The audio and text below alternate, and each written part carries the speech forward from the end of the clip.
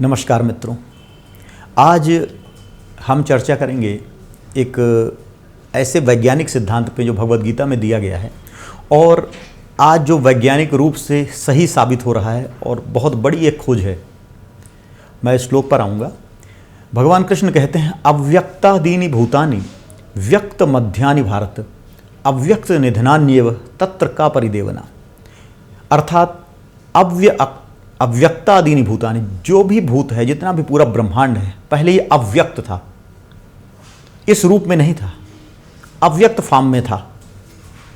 व्यक्त मध्यानि भारत, और वह अव्यक्त से व्यक्त अवस्था में आया, जिस रूप में यह ब्रह्मांड हमें दिखाई दे रहा है।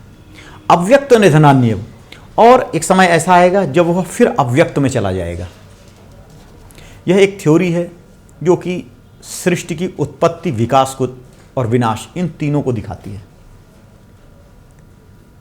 हम विज्ञान में पढ़ते हैं और विज्ञान ने यह बताया हमें कि इस सृष्टि के पहले यह पूरा समग्र संसार एक एनर्जी बंडल के रूप में एक मटर के दाने की जितनी बराबर जगह में स्थित था।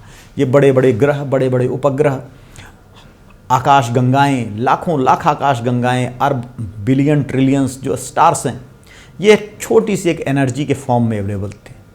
कोई अणु नहीं था, कोई परमाणु नहीं था, कोई इलेक्ट्रॉन नहीं था, कोई प्रोटॉन नहीं था, कोई न्यूट्रॉन नहीं था, कुछ भी नहीं था, केवल एक ऊर्जा थी। यह सारा संसार उसी के अंदर था। अव्यक्तादीनि भूतानि, अव्यक्त रूप में था, आदि अवस्था में, पहले, सबसे पहले उसी अवस्था में था। उसके बाद बिग बैंग होता है और धीरे धीरे सारे संसार का सृजन होता है। यही भगवान कृष्ण कहते हैं, व्यक्त मध्यानि भारत। एक ऐसी अवस्था आती है वो अव्यक्त से व्यक्त होता है। जो अव्यक्त में नहीं है वो व्यक्त में नहीं आ सकता। जैसे अगर तिलों में तेल नहीं है तो हम तिल को कितना भी पेरें, उससे तेल नहीं निकलेगा। अब बालू को पेरते जाओ, उससे तेल नहीं निकलेगा। अव्यक्त जो है, जो आज व्यक्त दिखलाई दे रहा है, किसी न किसी समय वह अव्यक्त में था। वह व्यक्त की अव्यक्त की अभिव्यक्ति है, वो एक्सप्लिसिट हो गया है। यह समस्त संसार अव्यक्त में था, उस एनर्जी बंडल में था, और वह एनर्जी बंडल अपने सूक्ष्म रूप में उस परमात्मा में अवस्थित था, जहाँ तक बुद्धि की गति नहीं।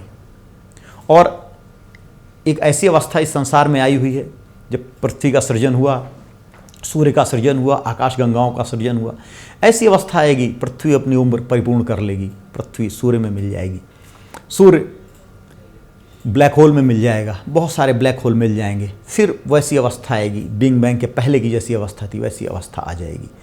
वही भगवान कृष्ण ने अव्यक्त निधनान्येव, लास्ट में सबका निधन जो है वो अव्यक्त में हो जाएगा।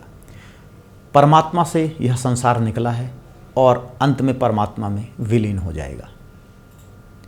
हम अपने ईगो रखते हैं, अपने जीवन में लड़ाई झगड़े करते हैं, एक दूसरे से आगे बढ़ने की चाह में दूसरे का बुरा करते हैं, ये इन कर्मों में लगे रहते हैं। जबकि हम विराट रूप में, स्वरूप में देखें तो हमारे कर्मों का कोई अस्तित्व नहीं है। हमारे कर्मों को कोई बहुत बड़ा वैसा महत्व नहीं है कि हम संसार में, ब्रह्मांड में कुछ चेंज ला दें। पूरे ब्रह्मांड की हैसियत में देखें तो हमारे पृथ्वी की ही हैसियत एक समुद्र में चींटी से भी कम है। और उस पृथ्वी की तुलना में, पृथ्वी लगभग 4.5 बिलियन ईयर की है और हमारे 100 साल की उम्र जो है वह उस पृथ्वी की तुलना में 4 बिलियन में एक हमारी उम्र में एक क्षण का जितना महत्व है, शायद उससे भी छोटा महत्व पृथ्वी की तुलना में एक मनुष्य के जीवन का है।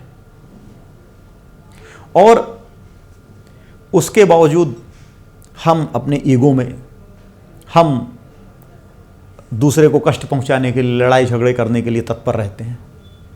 हम डरते हैं, हम मानसिक विकारों से परिपूर्ण रहते हैं।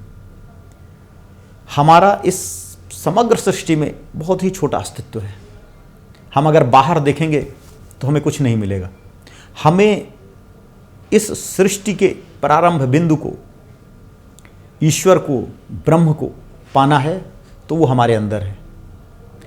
हम भी उसी परमात्मा की सृष्टि हैं, जिस परमात्मा ने सारे संसार को अपने आप से बनाया, और उस सृष्टि की हम सबसे महत्वपूर्ण रचना है। हम में वह शक्ति है, हम में वह सामर्थ्य है कि हम अपने अंदर के परमात्मा को देख सकें, समझ सकें, आत्म साक्षात्कार कर सकें। इसके लिए आवश्यक है कि हम अपने राग द्वेष दोनों से परे होकर, सुख और दुख इन दोनों से परे होकर निष्काम भाव से कर्म करते जाएं, जीवन में आगे बढ़ते जाएं। यह भगवान कृष्ण का उपदेश है जो कि वैज्ञानिक है। जब इस संसार को हम वैज्ञानिक दृष्टि से देखते हैं और उसके बाद हम भगवत गीता के कर्म योग को देखते हैं, उसके ज्ञान योग को देखते हैं, उसके भक्ति योग को देखते हैं, तो हमें लगता है कि पूरा सिस्टम एक सिंक्रोनाइज्ड है और किस तरह इस सिंक्रोनाइज सिस्टम में हमें आगे बढ़ना है, यह भगवान कृष्ण ने भगवत गीता में बताया है। हरि ओम तत्सत।